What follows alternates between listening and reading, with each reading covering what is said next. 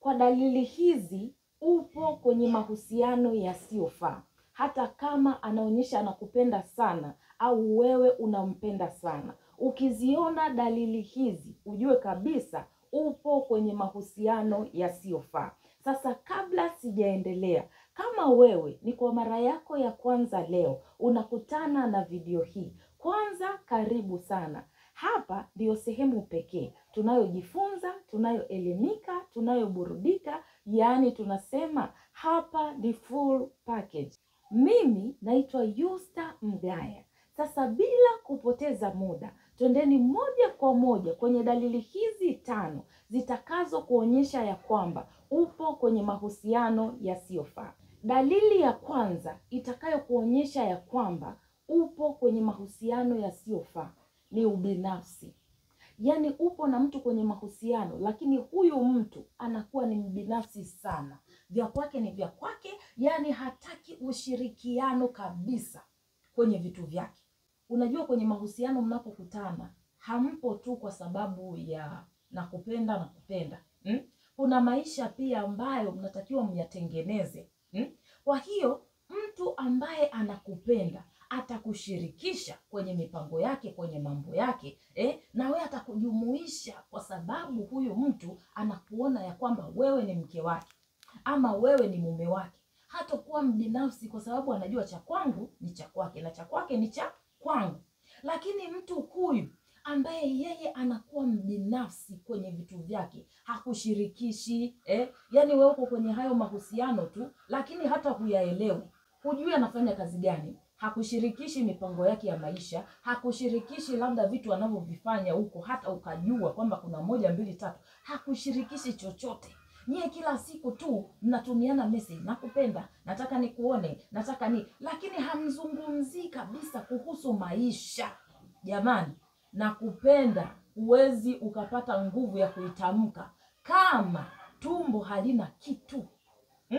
Mapenzi na kuinuana vinaenda sambamba. Lazima mtu ambaye uko naye kwenye mahusiano uweze kuelewa kwamba huyu mtu ni 1 2 3, anakushirikisha, anaomba ushauri, anataka umshauri, anakuambia bwana nataka nifanye jambo hili, unaonaje? Kuna kitu pale 1 2 3. Kwa nini mtu huyu anafanya hivi? Ni kwa sababu anakuona ya kwamba huyu ni mwenzangu. Lakini asiye kuona ya kwamba wewe ni mwenzake, utaona ubinafsi kwenye kila kitu. Hakushirikishi, vya kwake yeye ni vya kwake. Hataki kabisa uvisogelee wala uhusike na chochote. Ujue kabisa uko kwenye mahusiano yasiyofaa. Kama ni mwanamke uko na mahusiano na huyo mwanaume, unaona kabisa hakushirikishi chochote zaidi tu ya message nakupenda. Yani nyie hamuongeleagi maisha, hamuongeleagi chochote, nyie ni nakupenda tu. Hayo sio mahusiano. Mahusiano mtaongelea nakupenda, mtaongelea pia na maisha. Yatakuwaje, mtayajengaje, mtashauriana kuhusu maisha. Hayo ndo mahusiano mazuri. Kwa hiyo ukiona kwenye mahusiano uliopo ubinafsi umetawala, yani mtu hakushirikishi mambo yake, yani hujui chochote, jua kabisa upo kwenye mahusiano yasiyofaa. Dalili ya pili itakayo kuonyesha ya kwamba upo kwenye mahusiano yasiyofaa, dharau. Kwenye hayo mahusiano kama hauheshimiki, hakuna heshima, huyo anakudharau. Anakudharau kwa maneno yake, anakudharau kwa matendo yake. Hivyo unajua kuna mtu anakuambia hilo neno, yani ni kama amekuvua nguo. Hivyo unajua, na wakati mwingine unaweza ukaenda sehemu mtu akaongea tu kitu hivi ukasema huyu kwa nini ananidharau? Umeona? Kwa hiyo maneno pia yanakuaga yanabeba dharau kama mtu anakudharau. Lakini matendo ya huyo mtu anayokuwa anakufanyia, uko na mtu kwenye mahusiano, yeye kila siku anakuchiti ama kila siku anakupiga, yani anakufanyia matukio yoyote yale ya ajabu kwenye hayo mahusiano, huyo mtu anakudharau. Kwa sababu mtu anayekuheshimu hawezi kukutendea matendo yoyote yale mabaya. Mtu wewe kila siku anakuchiti, na wewe unanyamaza, upo tu. Usifikiri ataacha, ile tabia itaendelea. Siku hadi siku itakuwa.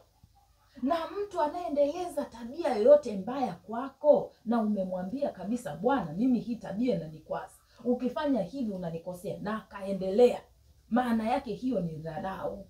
Jamani, kwani dharau ni nini? Dharau si unamwambia mtu hichi kitu usifanye, yeye anafanya, sikakudharau. Maanake angekuheshimu asingekirudia kukufanyia. Kwa hiyo unakuwa kwenye mahusiano, lakini utadharaulika wewe kwa maneno ya huyo mtu, kwa matendo atakayokuwa anakutendea. Na wakati mwingine jamani, kwenye mahusiano watu wengi wanavumilia. Mtu unavumilia kupigwa matukio, wewe kila kukicha unalia, utafikiri vile wewe ni king'ora. Unapigwa matukio wewe left and right, lakini upo tu. Kwa namna hiyo pia wewe mwenyewe ndiye unayetengeneza dharau kwa huyo mtu. Usifikiri atakuheshimu. Kwa sababu amefanya leo umemsamehe, anafanya kesho unamsamehe. Hata nikifanya huyu yupo tu, maana yake anakudharau. Anaona kumbe nafanya na bado anifanyi chochote. Kwa hiyo anaitengeneza, inakuwa tabia yake. Na jamani, mimi kila siku nasema, kwenye mahusiano ndiyo sehemu ya kuangaliana, kuona ya kwamba je, huyu mtu anafaa niingie naye kwenye ndoa? Lakini kama kwenye mahusiano kuna makorokoro kibao, huko kwenye ndoa inakuwaje? Lazima ujiulize hilo swali. Kama kwenye mahusiano mambo yenyewe ndo haya, kila siku matukio, kila siku wewe unachitiwa, kila siku wewe unakutana, yani vituko kila kukicha, unafikiri huko kwenye ndoa ndo kuna usalama? Unatoka wapi? Kwa sababu tabia ya mtu ambayo anakuwa nayo mkiwa tu kwenye mahusiano izidishi mnapoingia kwenye ndoa. Kwa hiyo kama huku kwenye mahusiano kuna tabia yoyote ile mbaya, kwenye ndoa huko jiandae. Kama unamwambia mtu kitu hasikii, ni yeye yule, habadiliki na hataki kubadilika, usifikiri kwenye ndoa atabadilika. Kuna watu wana hizo imani, akinioa atabadilika, au nikishamuoa atabadilika. Hapana. Ndiyo maana watu wengi wanaingia kwenye ndoa, baadaye zinavunjika mapema. Kwa nini? Kuna vitu alivivumilia huku kwenye mahusiano, wakiamini kule kutakuwa na mabadiliko. Wanapofika kule hakuna mabadiliko yoyote. Mtu anaona mambo ni magumu, anakimbia. Ni kwa sababu kwenye mahusiano ulikuwa kuna vitu unavilea, unaviona vya kawaida, ukiamini eti mkiingia kwenye ndoa atabadilika. Sio kweli. Hawezi kubadilika. Kwenye ndoa tabia huwa zinaongezeka, yani unazidisha hiyo tabia na kuonyeshea hata mara 10 ndio unaipata hiyo ya kwenye ndoa. Ndio maana ndoa nyingi zinavunjika mapema. Watu wanaoana wanakaa kidogo zinasambaratika. Kwa nini? Ni kwa sababu mtu alitegemea labda huku kutakuwa na mabadiliko, lakini yale mabadiliko hakuna. Ndoa inavunjika. Dalili ya 3 itakayo kuonyesha ya kwamba upo kwenye mahusiano yasiyofaa: mawasiliano kuwa magumu.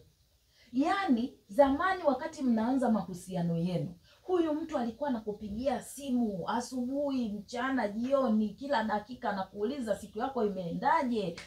Yani muda mwingi yeye anatumia kukutafuta.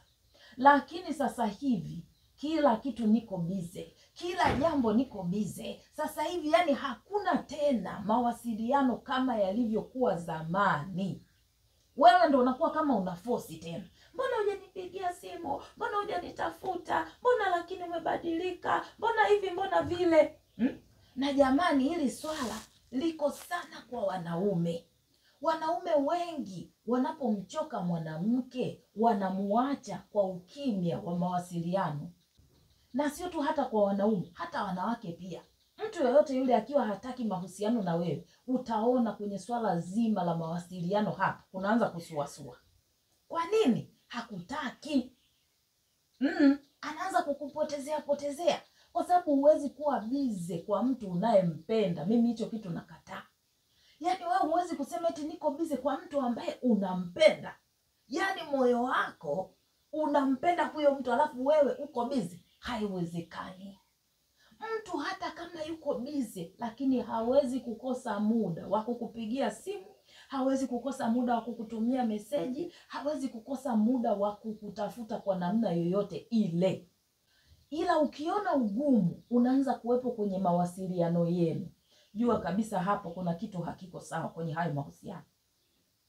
Na muda mwingine mtu anafanya hivyo kwa sababu ndio hivyo sasa, hawezi kuja kukwambia direct. Na jamani wanawake, mimi nawaambia ukweli, mwanaume hawezi kuja akakwambia direct kwamba mimi naomba tuachane, sikutaki. Usitegemee kwenye maisha yako kuja kuambiwa eti sikutaki tuachane. Anaanza kukufanyia visa, ndo kama hivyo, hakutafuti. Ukimuuliza niko bize, tuonane, mimi saa hizi sijui niko hivi. Sababu zinakuwa nyingi. Kuna mtu mwingine anakaa eti anasema, yani kwani ananifanyia hivi, kama anipendi si aniambie tu. Wewe, wanaume hawasemaji kwamba eti akupende aje akwambie bwana njoo. Una wachache ambao na huo ujasiri lakini wengi wao wanaume, kama hichi ninachokiongea ni ukweli, hebu wekeni komenti zenu hapo chini. Wengi wa wanaume hawasemaji ya kwamba mimi bwana sikutaki. Mimi nina hiyo story ya huyo rafiki yangu. Alikuwa yuko kwenye mahusiano na huyo kaka. Huyo kaka walikuwa wanaishi naye kwenye mkoa mmoja. Lakini huyo kaka akaja akapata kazi nje ya mkoa, akasafiri akaenda kule kwa sababu alikuwa amepata kazi. Mahusiano yalikuwa bado yapo. Lakini ule kaka alipofika kwenye ule mkoa mwingine, mahusiano yakaanza kusuasua. Yani ikawa ni tabu hapo. Na huyu dada alikuwa anampenda sana huyo kaka. Yani utamwambia nini? Alikuwa anampenda vibaya mno. Sasa yule dada akawa anamwambia, nataka nije nikuone huko ulipo. Yule kaka, unajua sasa hivi niko busy, ngoja tupange wakati mwingine. Kila wakati akimwambia nataka nije nikusalimie, anaambia utakuja labda kipindi fulani. Yani anakuwa anamkwepa yani. Kipindi hiko kikifika anampa tena sababu nyingine. Sasa siku hiyo huyo dada akasema, jamani mimi mwenzenu naenda, litakalokuwa na liwe. Napanda gari, nafika mpaka huko stendi, nikifika nampigia simu namwambia niko hapa, njoo nichukue. Basi bwana, sisi tukamwambia, wewe una uhakika na hiki unachotaka ukifanya? Huko unakoenda unapajua, maana wewe ni mgeni. Na kama ni mgeni, una uhakika gani na usalama wako? Hebu acha. Sisi tulimsii sana. Lakini alikataa, akasema hapana, nataka nikazijue mbivu na mbichi. Kama yeye anipendi si angeniambia tu. Nataka aende akaniambie. Basi sisi tukamwambia haya, kama moyo wako umekusukuma kufanya hivyo, sawa. Akapanda gari, akaenda mpaka kwenye huo mkoa, sitautaja. Akafika stendi, akashuka. Aliposhuka akampigia simu yule kaka. Akamwambia niko hapa stendi. Yule kaka alikuwa anajua masihara. Kaambia uko stendi? Niko stendi, njoo nichukue. Bwana acha utani. Akaambia niko stendi hapa, njoo nichukue. Yule kaka akaona hii kumbe serious. Basi yule kaka akaenda yeye na rafiki yake. Alipoenda pale akamkuta kweli yule mdada. Alipomkuta dada akategemea huyu kaka akimpokea atampeleka labda kwake aende akamuonyesha anapokaa, maana si mgeni wake. Yule kaka akamwambia, mimi ninapokaa huwezi kuenda kwa sababu ninaishi na rafiki yangu. Yule dada akamwambia, sasa kama unaishi na rafiki yako haina shida, nipeleke tu nikapaone unapokaa, haina shida. Akaambia hapana, huwezi kufika. Unajua alifanyaje? Akamchukua yule dada akampeleka nyumba za wageni. Ndio akaenda akakaa pale. Na alipomwacha akapotea mazima. Yule dada alikaa siku 3 pale. Yule kaka hakuonekana. Sisi anatupigia simu, nakwambia alikuja akanipokea tu, ameniacha hapa kaondoka, nampigia simu zangu hashiki. Mimi nikamwambia si nilikwambia? Ulienda kufanya nini? Yani mtu akiwa hakupendi, ukiona tu ugumu kwenye mawasiliano, jamani, mimi hapo ndipo nilipojifunza. Ukiona ugumu kwenye mawasiliano, ujue huyo mtu hakutaki, hakupendi. Hivyo ndivyo ambavyo anakuacha, elewa. Yule dada alirudi. Aliporudi alirudi ana majonzi. Alirudi anasononeka, analia. Akakaa nakwambia anaumia. Nikawa namwambia usiumie. Ulikuwa unasema uende ukajue mbivu na mbichi. Umeshazijua. Sasa chukua maamuzi yaliyo magumu. Mnajua nini? Baada ya mwaka tu huu yule kaka alioa, alifunga ndoa na dada wa huko huko. Maana yake nini? Kipindi ameenda kule, yale mawasiliano na huyu yanakuwa magumu, alikuwa amepata mwanamke mwingine akaoa. Lakini wakati kipindi anaoa, huyu dada na yeye alikuwa ameshajitahidi kumove on, akawa amemove on. Lakini ilikuwa ni kipindi kilichompa mafadhaiko, kilichomfanya ajisikie vibaya. Kwa hiyo ukiona ugumu wa mawasiliano kwa mtu ambaye uko naye kwenye mahusiano, unatakiwa uelewe ya kwamba huyu mtu kuna jambo lisilo la kawaida linaloendelea, au hiyo ni taarifa anakupa, uelewe. Hawezi kukwambia direct kwamba sikutaki. Jambo la 4 litakalo kuonyesha ya kwamba upo kwenye mahusiano yasiyofaa, hakuna furaha kwenye hayo mahusiano. Yaani kama wewe kila siku wewe ni kulia tu, hayo mahusiano yana maana gani? Mahusiano yapo kutuongezea furaha kwenye maisha yetu. Mahusiano yapo kutufanya jamani tuenjoy na tufurahie maisha. Lakini kama wewe kila siku unalia, kila siku wewe unahuzunika, kila siku wewe huna furaha, hayo mahusiano yana maana gani? Hayana maana. Usikae kwenye mahusiano ambayo hayana amani, hayana furaha. Kuna watu wengine wanakaa kwenye mahusiano ya ajabu, mahusiano ambayo mtu hana amani, hana furaha. Kama tulivyosema pointi hii ya juu hapa, unapigwa matukio wewe kila kukicha, lakini upo tu, eti upo kwenye mahusiano. Unachovumilia hapo ni kitu gani? Ukimuona mtu hafai kwenye mahusiano, achana naye, kwa sababu bado hamjaingia kwenye ndoa mkaungamanishwa. Kwa sababu mahusiano ni sehemu ya kuangalia ni mtu gani anayenifaa, ili niweze kuingia naye kwenye ndoa, maana ndoa ni ya maisha. Kwa hiyo unapokuwa kwenye mahusiano pale, ukimuona huyu mtu hakufai, hauna furaha naye, usifikiri uko kwenye ndoa utakuja kuwa na furaha. Usiende kuungamanishwa naye maisha yako milele na huyu mtu ambaye unamuona kabisa hafai. Wewe king'ang'anizi unaenda kuolewa naye. Kwa sababu jamani, kuna watu wa ajabu. Mtu yupo kwenye mahusiano hayana furaha, hayana amani, ye kila siku yuko tu hapo, anapambana tu, anang'ang'ana tu. Unang'ang'ana na nini? Mahusiano yanatakiwa yawe sababu ya kukuongezea furaha, ya kukuongezea amani, ya kukufanya ufurahie haya maisha. Lakini kama furaha haipo, jamani, hayo sio mahusiano. Na usikae kuyavumilia, kwa sababu kuna watu wengine jamani wanavumiliaga watu wanapigwa matukio, lakini mtu akishakuja anaanza kumbembeleza. Unajua shetani alinipitia. Jamani, shetani anapitia mengi, anasingiziwa shetani. Shetani anasingiziwa nyie. Yaani angekwaga anakuja hivi anasema jamani, mbona wewe umekuwa muongo sana unanisingizia jamani? Angesema. Kwa sababu watu wamezidi kumsingizia shetani. Ni shetani tu, unajua nisamee, na wanawake sasa sisi.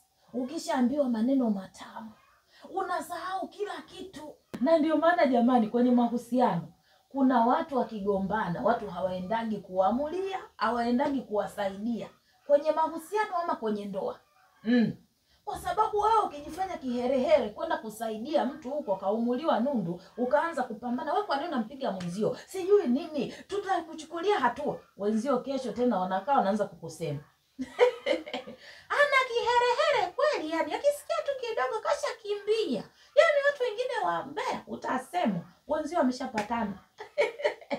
Ndio maana watu hawawaingiliagi, wanawaacha.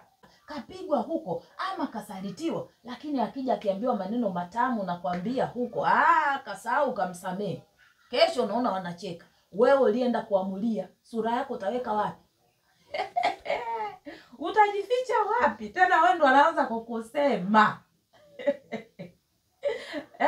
Kwa hiyo jamani, ukiona mahusiano hayana furaha, usikae hapo. Mimi sishauri. Mahusiano yapo kukupa furaha. Kama hakuna furaha, hayafai. Dalili ya 5 itakayo kuonyesha ya kwamba upo kwenye mahusiano yasiyofaa ni manyanyaso. Yaani wewe upo kwenye mahusiano na mtu, ila kila siku wewe anakupiga kama ngoma. Yaani wewe anakubamiza vibaya mno. Na hapo upo kwenye mahusiano, hampo kwenye ndoa bado. Haja kulipia hata 100 kwa wazazi wako. Hata sura yake pengine hawamjui, lakini kisago unachokula wewe kama cha mbwa mwizi. Yaani ni anakubamiza wewe bala. Unanyanyasika yani vibaya mno. Anakutreat vibaya, lakini wewe upo tu unang'ang'ana hatabadilika. Hivi jamani, hamjai kuona watu wengine wanapigwa kwenye mahusiano mpaka wanapoteza maisha, lakini wengine huko kwenye ndoa pia wanapigwa wanapoteza maisha? Kwa nini haya yanatokea? Ni kwa sababu ndani ya mahusiano uliziona hizi tabia, lakini wewe ukasema utazivumilia, wewe ukasema atabadilika. Lakini kumbe sio kweli, sio mtu wa kubadilika. Tabia ukiona kwenye mahusiano, kwenye ndoa unaizidisha. Ndio maana watu kwenye ndoa wanafanywa matukio ya ajabu. Watu wanauliwa, wananyongwa, wanafanywa vitu vya ajabu sana na watu waliowaoa. Kwa nini? Waliziona hizi tabia kwenye mahusiano, wakazipuuzia, wakaziona za kawaida. Mwisho wa siku ndio inakuja kutokea hivyo. Mimi jamani, sijui kama nishawahi kuwasimulia hii story kwenye video, sijui kama nishawahi kusema hii story. Hii story ni story ambayo mimi nimeishuhudia.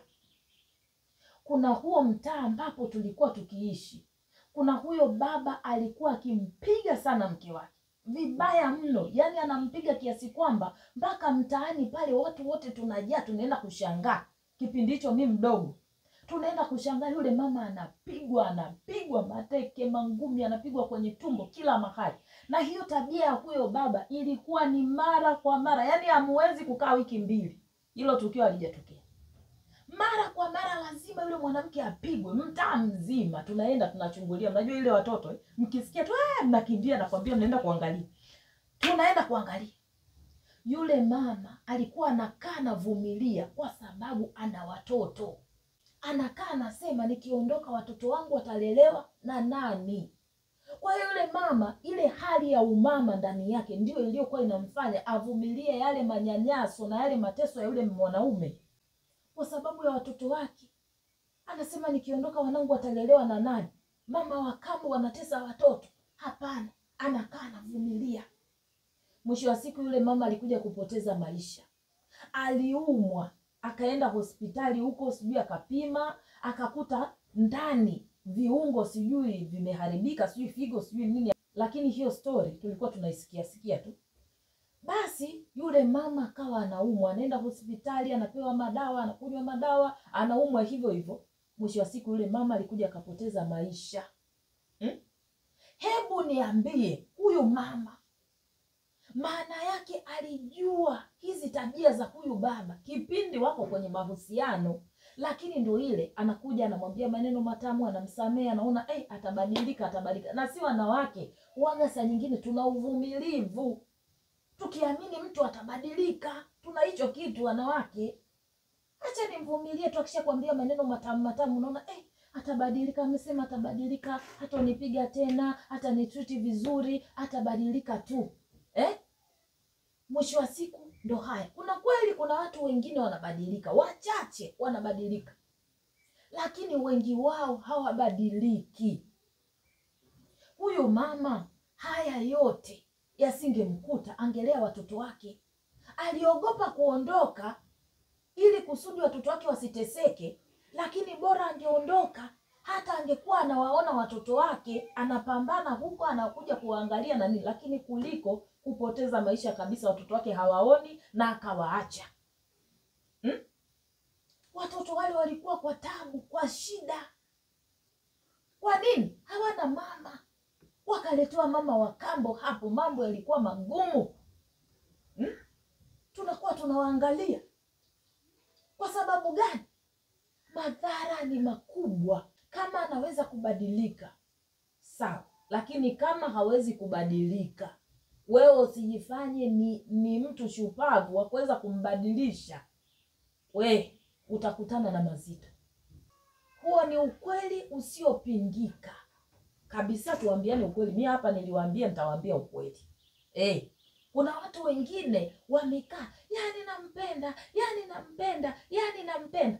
We, penda kwa akili. Ishi kwa akili. Usikubali moyo kuongoze tu. Hata kwenye vitu ambavyo unatakiwa utumia akili, wewe unatumia moyo. Ndio maana hapa kichwani ukapewa akili na moyo ukaa huku. Kwa hiyo hata moyo ukitaka kukuendesha, akili kichwani pia iruhusu ifanye kazi. Japokuwa watu wengi moyo unawapelekaga, akili nazo inakuwa ni ngumu kufanya kazi. Sasa hapo ndo kwenye mtihani. Hapo ndo kwenye changamoto. Kwa hiyo ukiona upo kwenye mahusiano unanyanyasika, manyanyaso ya kila kukicha, usikae kwenye hayo mahusiano. Na kuna watu wengine wanakaa kwenye mahusiano kwa sababu huyo mtu yeye anampa pesa. Kwa sababu huyo mtu kuna kitu fulani ambacho ana adi kwenye maisha yake. Kwa hiyo anavumilia manyanyaso, kuteswa, kufanyiwa mambo yote mabaya. Nitafanyaje sasa? Ndio ananisaidiaga kitu fulani. Wewe. Usiseme hatujakwambia sisi. Usiseme hatujakwambia. Sisi tunakwambia ukweli. Mahusiano hayako kuwa wewe unyanyasike, upate tabu. Angalia mtu anayekupenda. Wakati mwingine nafika mahali wanawake wengi wanakaa kwenye mahusiano ya kunyanyasika, ya kuteswa, ya kupigwa, ya kufanyiwa vitimbi vyote. Wanavumilia ili wazipate ndoa. Ngoja nikwambie kitu. Mwanamke unatakiwa kujitambua ya kwamba wewe sio wa kumuomba mwanamume akuowe. Mwanamume ndo anatakiwa akuombe wewe kukuoa. Yani uangalia anapokutreat, anakutreat vizuri, anakupenda, anakujali, anakuthamini. Yeye ndo akuombe kwamba ninaomba uwe mama wa watoto wangu. Siku hizi imekuwa vice versa. Wanawake wengi ndo wanawapambania wanaume. Yani wanakuwa kama wanawaomba wawaoe, wakati sio kweli. Usipambane ili mwanaume akuoe, mwache mwanaume yeye ndo aje akuombe kukuoa. Kwa sababu jamani, kuna kuingia leba kwenda kuzaa. Kuna kuingia huko. Sasa wewe unamuombaje mwanaume yeye ndo akuoe jamani? Kwa nini umuombe akuoe? Yeye ndo anatakiwa aje akuombe. Na wewe mwenyewe uangalie huyo mtu kwa namna anavyonitreat, kwa namna anavyonijali, je, nimkubalie anioe? Kwa namna anavyoishi na wewe kwa ujumla. Ndipo pale sasa unamkubalia, sawa, nimekubali unioe. Lakini sio mtu anakutendea mambo ya ovyo kila kukicha na wewe upo tote unapambana upate ndoa. Hiyo ndoa ni nini? Ni ndoa gani ambayo utaolewa wewe siku 2 siku 3 ukapigwa hapo ukazima? Hiyo ndoa ni nini? Hebu shitukeni. Ifike mahali msipambanie ndoa. Kuna vitu vingi vya kupambania. Hatukatai ndoa ipo. Lakini mwanamke usiipambanie, acha ije. Acha huyo kaka yeye aonyeshe upendo wake kwako. Sio wewe upo unapambana niolewe. Kwani ulikuja duniani wewe kuolewa tu? Kuolewa ni sehemu ya maisha. Kuna watu pia wamefanyaga kama kuolewa vile ndo achievement kwenye maisha. Yaani wewe ukishaolewa basi hapa duniani umewini maisha. Hiyo ni mentality inayozunguka kwenye vichwa vya watu. Sio kweli. Kuolewa ni sehemu ya maisha. Ndio maana unazaliwa, unatunzwa na wazazi wako, unasomeshwa, unakuwa mpaka unafika umri fulani ndio unapata familia. Na ukipata familia bado mambo mengine yanatakiwa yaendelee. Kama una kipaji chako kiendeleze. Kama una biashara uendeleze. Kama una nini, maisha yaendelee. Lakini ndoa sio achievement kwenye maisha. Ukifanya hivyo utajikuta unapata tabu. Kuna mtu anawaza yeye aolewe tu, yani nikishaolewa. Yani yeye anawaza aolewe tu, akishamaliza kuolewa basi. Yeye ndio anahisi hivyo tu. sio kweli. Ndoa ipo na maisha yapo. Pointi ya nyongeza, dalili nyingine itakayokuonyesha ya kwamba upo kwenye mahusiano yasiyofaa ni mahusiano yenu mbele za watu. Yaani mnapokuwa mbele za watu na mnapokuwa peke yenu huko, anakutreat vipi? Kuna mtu unaweza mkawa mbele za watu, yeye ndo kwanza anataka akuaibishe mbele ya marafiki zake ama marafiki zenu. Anaweza ongea neno lolote tu lile baya pale ambalo litakuaibisha tu kwa namna yoyote. Lakini pia sio neno tu baya, wakati mwingine labda hata ukakosea. Unajua bwana, ukikosea mtu anatakiwa akuite pembeni akuambie. Kuna wale watu ambao mtu anaweza akafanya kitu hapo, yeye nakwambia kaanza pale pale, umefanya nini hapo? Yaani wewe una akili? Yaani wewe nini? Mbele za watu. Maana yake anakuaibisha pale, wale watu wengine watakuchukuliaje? Mimi binafsi yangu sipendi mtu nikosee aniambie mbele za watu. Na kwanza hicho kitu hakifai, na ndio maana hata wanandoa huaga wanashauriwa, hata kama mkeo anakosea ama mumeo anakosea, usimwambie mbele za watu. Mbele za watu pale, kama unaweza kufunika kwa namna yoyote ile, lile kosa lisionekane, funika. Ila mkisha toka huko pembeni, sasa ndo unamwambia bwana mwenzangu, pale ulikosea. Kile kitu usirudie tena kukifanya. Pale nilifunika tu, lakini pale ukufanya sahihi. Kwa hiyo huyu mtu ambaye yeye atakuwa na kutreat vibaya mbele za watu, ujue kabisa hayo mahusiano uliopo hayafai. Yeye nakupenda ni ndani, tunakupenda na kupenda. Mkitoka huku nje, au mwingine nakupenda huku nje mbele za watu ndo anajifanya nakupenda kweli, mkiwa huko wawili. Unapigwa wewe kisago cha hatari. Yaani nakwambia hakuna nini, yaani ni hatari. Lakini akifika mbele za watu, kwanza hata watu ukienda kuambia huyu baba 1 2 3, watu wanaanza yule baba watu mstaarabu vile. Hivi unajua kuna watu wako hivyo. Au mwanamke akitoka nje mstaarabu. Paka mwanaume akisema huyu mwanamke muoneni tu hivyo, watu wasema hapana, mama fulani mstaarabu wewe. Yaani watu hawaamini yale anakofanyia huko ndani, wewe ndo unayejua. Kwa hiyo mambo haya yapo jamani. Angalia mahusiano yenu ndani na nje, mnapokuwa na watu yapoje? Utapata jibu upo kwenye mahusiano gani. Mimi sina la ziada kwa leo. Mwisho wa video hii ndio mwanzo wa video nyingine. Kama bado hauja subscribe, jamani, unasubiri nini? Nimewaambia mambo moto yanakuja hapa. Nyie tulieni tu. Oh my goodness. Yani guys, yani nimewaambia kuna vitu vinakuja. Ninamaanisha. Sitaki kuongea sana. Okay guys, tukutane kwenye video inayofuata. Kama bado hauja subscribe jamani, hebu subscribe. Mwambie na rafiki yako naye aje subscribe, tujifunze kwa pamoja. Mimi nawapenda sana sana sana. Mungu awatunze kila mmoja na sehemu alipo. Tukutane kwenye video inayofuata. Bye bye.